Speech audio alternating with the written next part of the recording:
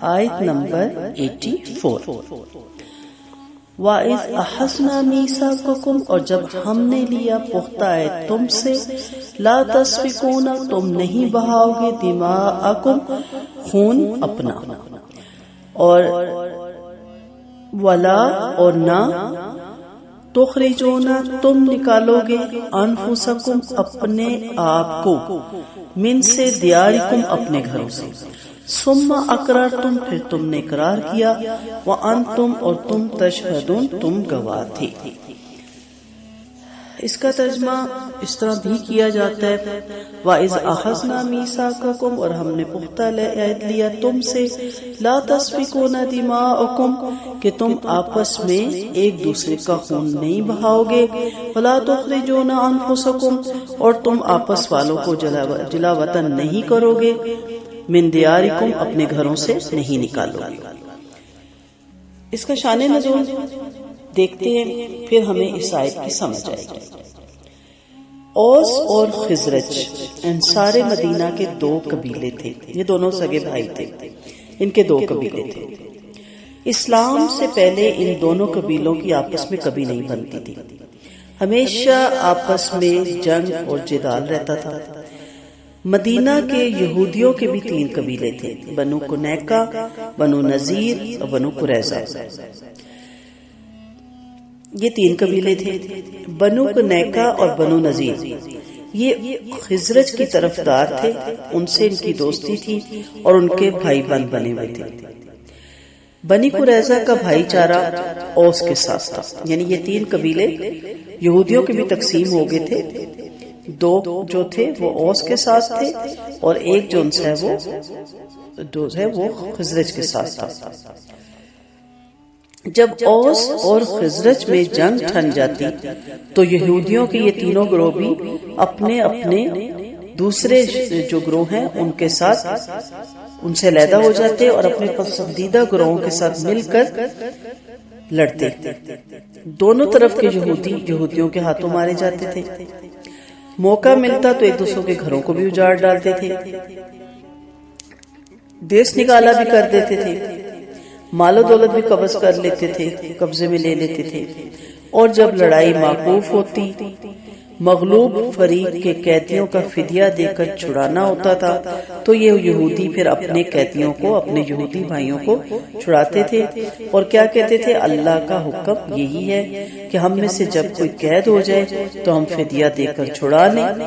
اس پر یہ آیتیں اتری اور انہیں بتایا گیا یہودیوں کو کہ یہ آپ کی عادتیں ہیں۔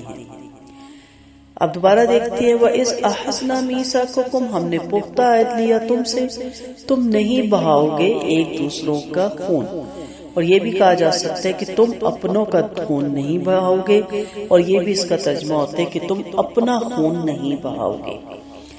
بڑی گہری آیت ہے، بڑا گہرا مفہوم رکھتی ہے اپنے اندر کہ ایک دوسرے کا خون نہیں بہاؤ گے، ایک دوسروں کو گھروں سے نہیں نکالو گے، اس کے بجائے فرمایا کہ تم اپنے خون نہیں بہاؤ گے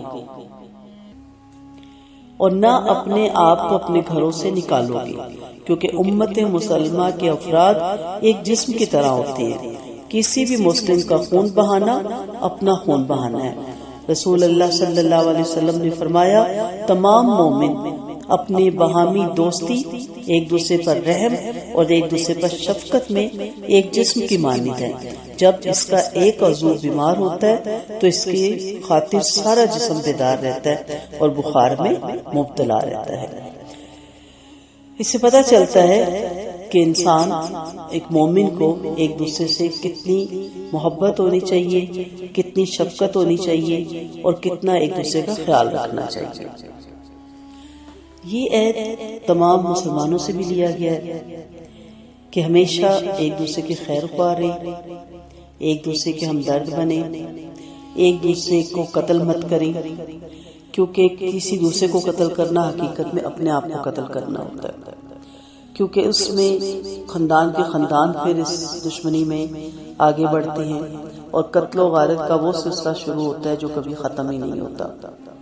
اور پھر اس میں یہ بھی ہے کہ اتنا مت ستاؤ، اتنی مت اذیت دو کہ ایک انسان تخرجون انفسکم من دیارکم، وہ گھر چھوڑ جائے، وہ علاقہ چھوڑ جائے، وہ شہر چھوڑ جائے یا وہ وطن چھوڑ جائے۔ اور ہمارے لیے اس میں اگر سمپل سا سبق لیا جائے تو ہم اپنے گھروں میں ایسا ماحول مت بنائیں کہ ہماری وجہ سے ہمارے بیٹے گھروں چھوڑ جائیں، ہماری بیٹیاں گھروں سے چلی جائیں، یا ہماری بہویں بیٹے لے کے یہاں سے چلی جائیں۔ اتنا سختی، اتنی تنگ نظری، اتنی کم ظرفی نہیں ہونی چاہیے۔ وسعت پیدا کریں اپنے اندر، اپنا اخلاق بڑا کریں، اپنا ماتھا کھلا رکھیں، اپنا دل کھلا رکھیں، معاف کرنا سیکھیں، درگزر کرنا سیکھیں، تاکہ آپ کی وجہ سے جو جہاں جس جگہ، چاہے وہ جھگی میں بیٹھا ہے چاہے محل میں بیٹھا ہے، وہ پرسکون زندگی گزارے۔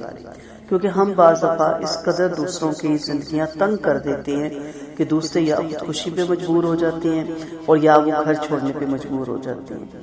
بعض پڑوس کو اتنا تنگ کرتا ہے کہ وہ پڑوسی وہ گھر ہی تالے لگا کے چلا جاتا ہے۔ تو ہے تو یہ یہود و نصارہ کے لیے سبب نزول ہم نے پڑھا، اور پھر امت مسلمہ کے لیے بھی ہے کہ آپس میں تمام مسلمانوں کو سیسا پگھلائی ہوئی دیوار کی طرح ہونا چاہیے، اور ایک دوسرے کے ساتھ بہت محبت، ہمدردی، اخوت، دوستی، صلہ رحمی اور رحم و کرم کا معاملہ کرنا چاہیے۔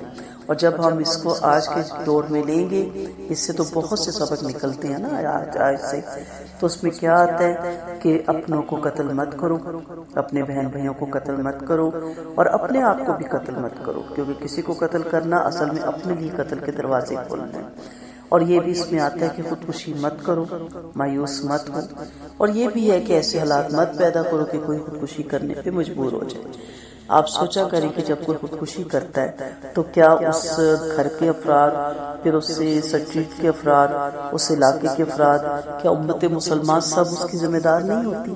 کیا سوال نہیں کیا جائے گا کہ آیا وہ کیا نوبت آئی کہ اس سے خودکشی کرنی پڑی؟ آیا وہ مایوسی کے اس لیول تک کیوں گیا؟ نا امیدی کے اس لیول تک کیوں وہ پہنچا انسان؟ کیا اس کے ارد کوئی نہیں تھا کہ اس کی پریشانیوں کو سمجھتا، اس کی پرابلمز کو حل کرتا، اس کے دکھوں کو سنتا، اس کو دلجوئی کرتا، اس کو مورل سپورٹ دیتا؟ یہ سب چیزیں اس میں شامل ہیں۔ تو یہ پختہ عہد اللہ نے ہم سے لیا ہوا ہے۔ تو بندہ بندے کا دارو ہے، بڑے یہ کہتے تھے نا، انسان کا روٹ ہی انس ہے، ایک دوسرے کے ساتھ انس حاصل کرنا، وہ اکیلے رہ ہی نہیں سکتا۔ تو جب ایک انسان اکیلا ہو جاتا ہے، اکلاپے کا شکار ہو جاتا ہے، تو پھر وہ خودکشی کی طرف اس کا ذہن چلا جاتا ہے، اور پھر اپنے ان کو گھروں سے بھی نہیں نکالنا۔ وَلَا تُخْرِجُونَ أَنفُسَكُمْ، انہیں ان کے گھروں سے نہ نکالیں۔ اس میں جیسے میں نے شروع میں بھی کہا، ایسے حالات مت پیدا کریں کہ خدا نہ خواستہ بیٹیاں گھروں سے بھاگ جائیں۔ گھروں کی دیواریں اونچی کرنے کے بجائے محبت کی دیواریں اونچی کریں، اعتماد دیں انہیں، بھروسہ دیں انہیں، ان کی بات سنیں، ایسے سخت نہ ہوں، ایسے کرخت نہ ہوں، ایسے آرڈر نہ چلائیں کہ بچے گھر چھوڑ کے چلے جائیں اور ملے ہی نہ۔ اور پھر جب آپ بچوں کی شادیاں کرتے ہیں تو اتنی بھی سختی مت کریں، اتنی بھی تنگ نظری مت کریں، اتنا بھی کسی کو پریشرائز مت کریں کہ وہ گھر چھوڑ کے چلا جائے۔ اقررتم، انہوں نے اقرار کیا، انہوں نے کتاب پہ ایمان لائے تھے نا، ہمارا بھی اقرار ہے، قرآن ہے، اللہ کا کلام ہے، ہمارا اس پہ پورا ایمان ہے۔ تو کیا یہ صرف ثواب کمانے کے لیے اترا تھا، تویز بنانے کے لیے اترا تھا، گلوں میں لٹکانے کے لیے اترا تھا، دیواروں پہ سجانے کے لیے اترا تھا؟ نہیں، اقررتم ثم اقررتم، تم نے اقرار کیا۔ قرآن پڑھتے ہیں روزانہ، رمضان میں بھی ابھی کتنے زیادہ قرآن پڑھے جائیں گے، اس میں بار بار یہ اقرار ہے کہ میں نے یہ آیت پڑھی، میں اس پہ عمل کروں گی۔ وَأَنْتُمْ تَشْهَدُونَ، اور تم اس کے گواہ ہو، تم اس پہ گواہی دے رہے ہو، شاہد ہو کہ ہاں میں نے یہ آیت پڑھی ہے۔ انشاءاللہ اگلی آیت بھی اس سے ریلیٹڈ ہے۔ جب یہ آیت کمپلیٹ ہو جائے گا سارا سبجیکٹ، تو پھر اس میں دیکھیں گے کہ ہمارے لیے اس میں مزید کیا سبق نکلتا ہے۔ وآخر دعوانا ان الحمد للہ رب العالمین، سبحانک اللہم و بحمدک، نشہد ان لا الہ الا انت، نستغفرک و نتوب الیک۔ السلام علیکم ورحمۃ اللہ وبرکاتہ۔